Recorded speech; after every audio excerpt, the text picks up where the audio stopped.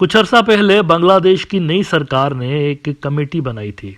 इस कमेटी का काम ये था कि ये शेख हसीना के दौर में जो लोग गायब हुए थे, डिसअपियर हुए थे, गुम हुए थे, उनकी छानबीन कर रही थी ये कमेटी। इनकी जो फाइंडिंग्स थी वो बड़ी इंटरेस्टिंग थी। इस कमेटी को शेख हसीना के अंडर काम करने वाले लोगों की तो इन्वॉल्वमेंट इन डिसअपियरेंसेस के अंदर नज़र आई ही, लेकिन साथ साथ इंडिया की भी इसके अंदर इन्वॉल्वमेंट नज़र आई। अच्छा, ज़्यादातर जो लोग डिसअपियर हुए, गायब हुए, जिनमें से बेशतर जो है वो मिले ही नहीं कभी कि वो कहाँ गए, ज़मीन खा गई इनको या आसमान निकल गया। तो ज़्यादातर जो लोग थे वो पॉलिटिकल अपोनेंट थे, या तो शेख हसीना के, या फिर ऐसे लोग थे जिनको इंडिया पसंद नहीं करता था। तो ये जो कमेटी है इसको इररिफ्यूटेबल एविडेंसेस मिले इंडिया के अगेंस्ट, और बहुत सारे जो लोग बाद में बाजियाब हुए वो चशमदीद गवाह भी हैं कि उनको उठा के बांग्लादेश से इंडिया की जेलों में फेंका गया था। अब इस सनसनीखेज खुलासे के बाद एक मरतबा फिर से एक नई कमीशन बना दी गई है, और इस मरतबा जो कमीशन बनाई गई है वो बहुत ही हसास मामले को इन्वेस्टिगेट करने के लिए बनाई गई है। बांग्लादेश के अंदर आज से काफ़ी साल पहले बीजीबी, बॉर्डर गार्ड बांग्लादेश, जिनको पहले बीडीआर कहा जाता था, बांग्लादेश राइफल्स, इनके यहाँ एक बगावत हुई थी कई साल पहले। उस बगावत के अंदर बहुत सारे बांग्लादेश के जो ऑफिसर्स थे और जवान थे वो शहीद हो गए थे।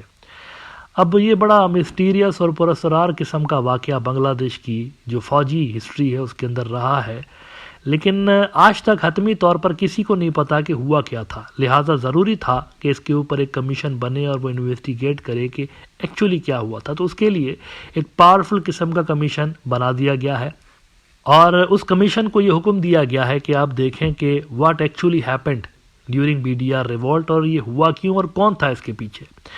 न्यू एज बांग्लादेश ने रिपोर्ट किया कि 7 member commission formed to investigate BDR carnage. अच्छा, बांग्लादेश की मिलिट्री के एक रिटायर्ड ब्रिगेडियर जनरल हैं हसन नासिर साहब, उनको कोट करते हुए न्यू एज बांग्लादेश कहता है, not only the victim families but citizens also want to know the plotters behind the carnage, the financiers and their collaborators who aided and abetted the plotters to flee the country and obstructed a proper investigation and trial process.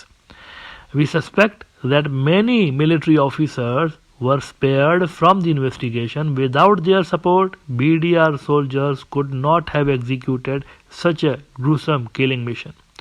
He added, Hassan emphasized the importance of holding those military officers responsible for the carnage accountable and granting bail to innocent BDR soldiers to ensure justice.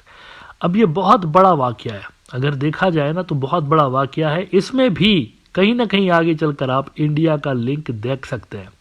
इसकी वजह यह है कि बांग्लादेश के अंदर जो military circles हैं even उनमें एक बहुत बड़ा हिस्सा ऐसा है जो कि ओपनली कहते रहते हैं कि इस रिवॉल्ट के पीछे इंडिया था, ये सियासी मकासद के लिए करवाया गया, पॉलिटिकल बेनिफिट हासिल करने के लिए करवाया गया, बांग्लादेश की मिलिट्री को इंडिया के सबऑर्डिनेट करने के लिए करवाया गया, बांग्लादेशी मिलिट्री के ऊपर शेख हसीना का कब्जा करवाने के लिए करवाया गया, इंडिया था इसके पीछे। बहुत सारे लोग कहते रहते हैं, और ये देखें बातें हवा में नहीं होती रही। मैं आपको आज कुछ क्रेडिबल रेफरेंसेस दिखाना चाहता हूं जिसके अंदर इस वाकये में आपको नजर आएगा कि इंडिया का रोल कैसा था। Right from the beginning India इस वाकये के अंदर इन्वॉल्व था। 25 मेरे ख्याल से 25 और 26 फरवरी से ये स्टार्ट हुआ है। तभी से लेकर इंडिया की एयरफोर्स हाई अलर्ट पे थी, बहुत बड़ी तादाद में उनकी मिलिट्री हाई अलर्ट पे थी जो कि अंदर घुसने को तैयार थे, और उनके जो पैराट्रूपर्स हैं वो भी हाई अलर्ट पे थे। तो प्लान गालबन ये था कि अगर हमारा ये मिशन सक्सेसफुल नहीं होता बांग्लादेश की मिलिट्री के ऊपर कब्जा करने का, तो हम अंदर घुस जाएंगे और अंदर घुस के ज़बरदस्ती शेख हसीना को फ़ौज के ऊपर बिठा देंगे, बांग्लादेश की फ़ौज के ऊपर। लेकिन उसकी जाहिर सी बात है नौबत पेश नहीं आई।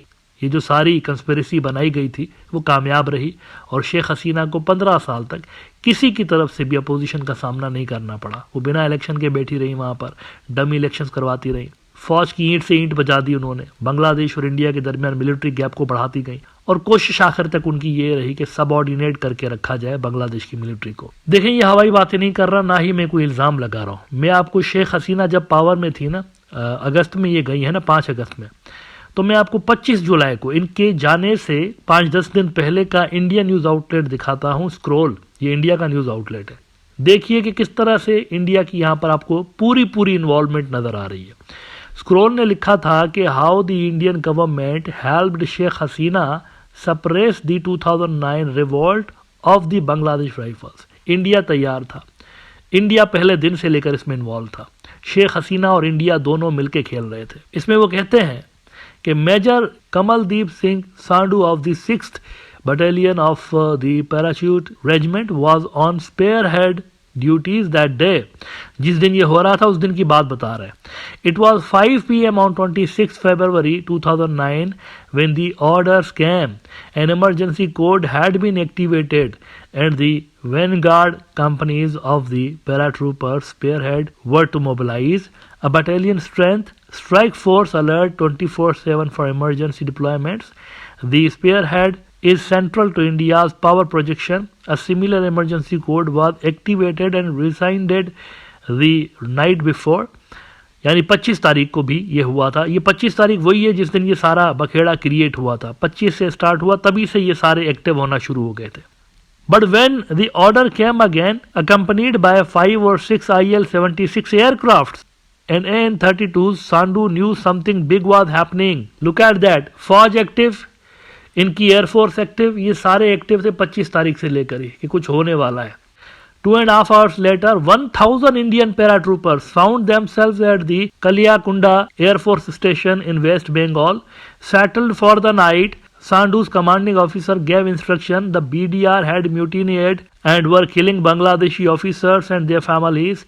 The recently elected Prime Minister Hasina, इनकी आते साथ ही ये सारी शरारतें शुरू हो गई। The recently elected Prime Minister Hasina, who also held the defense portfolio, खुद ही मिनिस्टर भी थी डिफेंस की, felt threatened and couldn't count on the army's support. She asked India for help, and that's why we were there awaiting orders and preparing for all eventualities when we touched down in Dhaka. Remember Sandu. इससे बड़ा सबूत क्या चाहिए आपको? वो शेख हसीना साहिबा जो हैं, अपने मुल्क की फौज पे भरोसा नहीं है, उनको भरोसा नहीं था। किसको बोल रही हैं आ जाओ? पड़ोसी मुल्क की फ़ौज को बोल रही हैं, इंडिया को, कि आ जाओ, मुझे अपनी मुल्क की फ़ौज पे भरोसा नहीं है, आप लोग आ जाइए, ढाका के अंदर आ जाइए और इधर आकर जो बांग्लादेश की फ़ौज है उससे लड़िए और उनको ज़बरदस्त करिए। दूसरे मुल्क की फ़ौज को बुला रही है यहाँ पे। नाउ इसके बाद भी अगर कोई कहता है, ये इंडिया से कन्फेशन उनके खुद के रिटायर्ड बंदे जो हैं वो कन्फेस कर रहे हैं कि क्या क्या हुआ था उस दिन। अब अगर इस सब के बाद भी कोई यह कहे कि नहीं इसमें तो इंडिया का कोई रोल ही नहीं था, नहीं इंडिया का क्या जाता है इसके अंदर, नहीं इंडिया थोड़ी इसमें कुछ भी, तो मेरे ख्याल से उनको अपना जहनी इलाज कराना चाहिए, क्योंकि ये चीज़ें कन्फेस हो चुकी हैं। जो लोग मुलविस थे, जो लोग उस ऑपरेशन के अंदर इंडिया में से शामिल थे, वो खुद कन्फेस कर चुके हैं कि हाँ ये हुआ था। शेख हसीना ने हमें कहा था कि इंडिया की फ़ौज लेकर आ जाओ यहाँ पर और मेरी फ़ौज को धपड़दूस करो, क्योंकि मुझे अपनी फ़ौज पे भरोसा नहीं है। उसके बाद लेकिन ये हुआ कि जिन्होंने ये चीज़ करवाई उन्होंने खुद ही कोई कमेटी बना दी थी इन्वेस्टिगेशन के लिए। तो आप समझ सकते हैं कि वो कमेटी थी या सबूत मिटाने की कोशिश थी। एक्चुअली वो सबूत मिटाने की कोशिश थी। सारा जो ये गंद क्रिएट किया गया ना, इस गंद में जो ट्रेसेस हैं वो मिटाने की कोशिश की गई थी। देखिए सच्चाई जो है ना, उसको हमेशा के लिए आप छुपा नहीं सकते इस तरह से। सच ने कभी ना कभी बाहर आना होता है। झूठ कितना भी बोलते रहें आप, इवेंचुअली सच ने ही बाहर आना होता है। तो अब हुआ यह है इतने अरसे के बाद कि एक कमेटी बना दी गई है, कमीशन, और वो कमीशन पूरा कच्चा चिट्ठा खोल के निकाल देगी। ये मैं आपको पहले से ही बताता हूँ। देखें वो जो डिसअपियरेंसेस वाली कमीशन थी ना, उनको फुल पावर था, और आपने देखा डायरेक्टली इंडिया का नाम ले लिया उन्होंने। इंडिया की इन्वॉल्वमेंट थी तो उन्होंने डायरेक्टली लिख दिया अपनी रिपोर्ट के अंदर कि ये भी थे इसके अंदर, ये भी मुलविस थे। और ये जो कमेटी बनी है ना, इसके लिए मैं आपको बता दूं, ये उस वाली से ज़्यादा पावरफुल है, पहले वाली से ज़्यादा। लिहाजा यहाँ पर आप एक्सपेक्ट कर सकते हैं कि जो जो मामलात थे वो एज इट इज़ ये आपको बताएंगे। इसके अंदर सारा वो खोल के रख देंगे कि कौन कौन से, तो हो सकता है कि लोगों के नाम भी आ जाए इसके अंदर कि इंडिया में कौन से ऑफिसर्स मुलविस थे और यहाँ हमारी तरफ कौन कौन से ऑफिसर्स मुलविस थे।